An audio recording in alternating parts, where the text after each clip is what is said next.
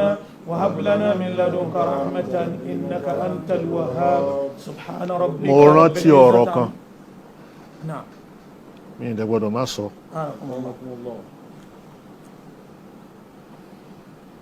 òun ni pé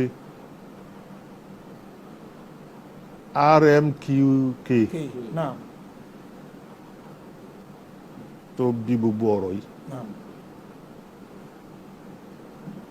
mo fẹ́ bi wọ́n ní pé àwọn orúkọ tá ń wí rókọ̀ ya ìlú kìíní kankan orúkọ àlìjànnú ni àbí orúkọ rọ̀háníà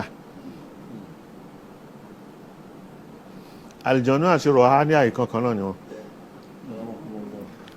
èyí tó bá jẹ́ múmi nínú wọn òun ni ó máa jẹ́ rọ̀háníà akramakumullah èyí tó jẹ́ kèfèrí làlìjànnú anakumullah so ṣé wọn ikú tó ìbéèrè ni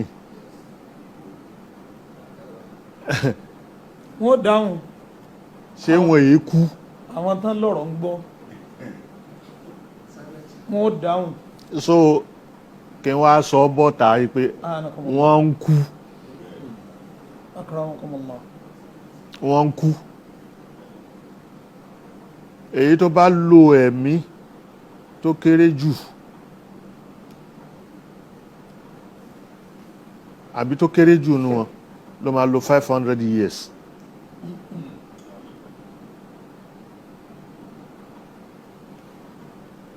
èyí tó bá lò nù wọn ó ń lo 1000 2000 years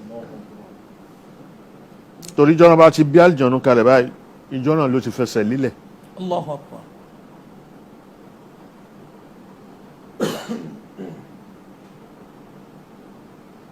tí ó ti máa rìn ó yàtọ̀ sí èèyàn ẹgbẹ́ náà bá ti bí yóò rà kó tó rìn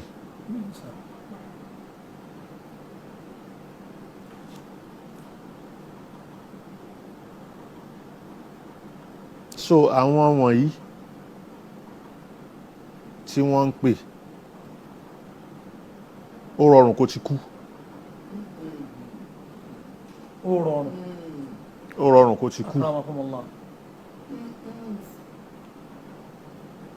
tí wọ́n ń pè ó pọ̀ Ọlọ́run mọ́ la ilaha illallah tí è kú wa tawakkal ala al-hayy alladhi la yamut so ẹ̀mí kan ẹ̀mí ni àwọn kìíní yẹn náà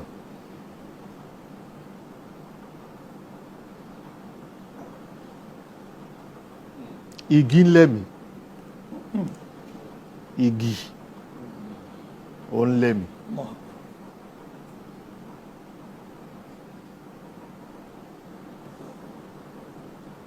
ẹ̀mí ń gbénú igi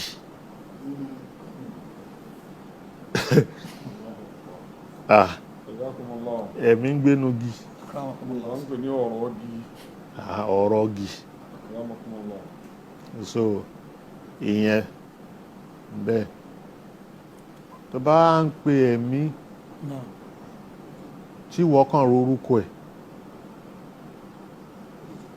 tó mọ kíní ẹ̀ bóyá ó ti kú bóyá ó sì ń bẹ láàyè ó mọ̀ kí ló rò wípé yóò jẹ́ nàtíjà ẹ̀ rìsọ́ọ̀tì òun pé òkú nìyẹn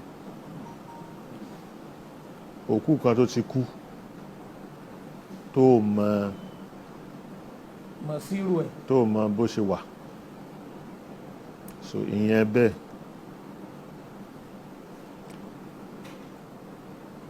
ẹni tí ń fi jẹ́rìí nǹkan tí mò ń sọ yìí Ànábì Sùlẹ̀mánà ló lo àwọn àlìjànú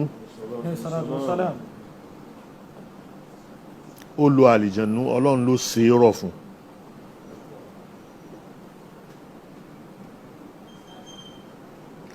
àwọn àwọn náà ń dárúkọ ẹ pé Sùlèmánà ní kinní kan lọ́dọ̀ àwọn. Ṣé Sùlèmánà wádìí sìn? Òun gbọ́hùn ẹyẹ, òun gbọ́hùn, a ṣe gbogbo nǹkan rọ̀ fún, a dá ẹ̀wù rin, a ṣe kinní, òun ló pilẹ̀.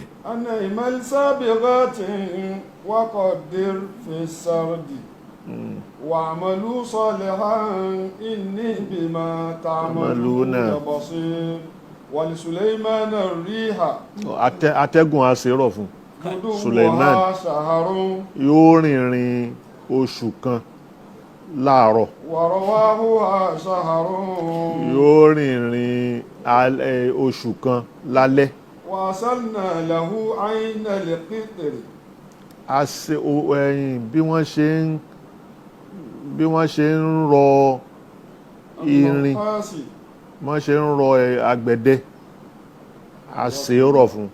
ومن الجن من يعمل بين يديه بإذن ربه. Àwọn àlìjànú a ṣe rọ̀ fún,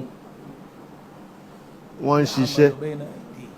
Ya'maluna bayna yadayhi bi'izni rabbihi, pẹ̀lú àṣẹ Ọlọ́run ni. Kò jàtọ̀ Ọlọ́run kúrò nú.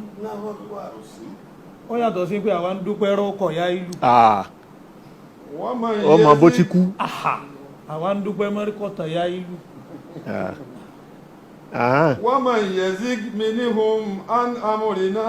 Ẹni tó bá yẹ̀ kúrò lórí àṣẹ tó bá pa, á fìyà sàírù jẹ. Ya'maluna lahu ma yasha'u min mahariba. Ẹni tó bá fẹ́ ni wọ́n máa ń ṣe fún. Ma qadayna alayhi al-mawta. Ńgbà tí yóò kú. Ma dallahum ala mawtihi. Àwọn àlìjọ̀nú tẹ́ ń pè yẹn, tẹ́yìn rò pé wọ́n mọ nǹkan kọ̀rọ̀, wọ́n mọ kọ̀rọ̀. Ma dallahum ala mawtihi. Kò sí nǹkan tó tọ́ka fún wọn. Orí ibi tó jókòó tó rọ́gbọ̀ kú sí báyìí, wọ́n mọ̀ pé ó ti kú, wọ́n ń ṣiṣẹ́ lọ ni.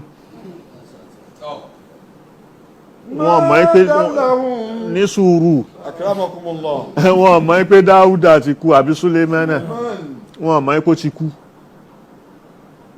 Wọ́n kàn rí pé ó jókòó, ó sì gbọ́wọ́ lórí ọ̀pá ẹ̀. Bó ṣe wà yẹn, òun ni wọ́n kàn ṣiṣẹ́ lọ bí akúra ni.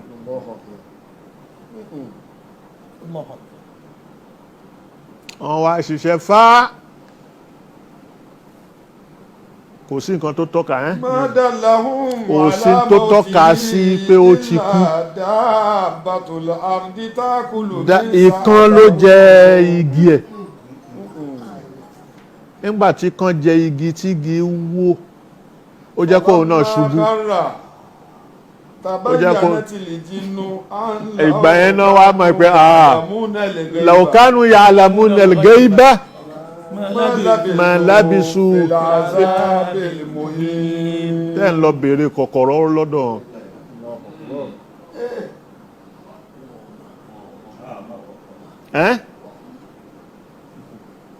Àwọn ọmọ kọ̀kọ̀, ẹ̀yin sì ń lọ bèèrè lọ́dọ̀ wọn. Dọ̀úfà tọ́líbù wal-matlub. Má bá mọ kọ̀kọ̀ ni wọn nílẹ̀ nìkan ní gbé ọ̀rọ̀ wá fún bàbá, ó yẹ kán mẹni náà. Torí bí tán bá ti ń sọ̀rọ̀ yóò yẹ kẹ́ mẹni tí ń sọ kẹ́ tọ́ka sí kẹ́ wá dárúkọ rẹ̀ ń tà. Ṣé mo gọ̀ mo jẹ́ bí dọ́ndí? Tẹ́nìkan wá ń gbọ́rọ̀ wá fún mi.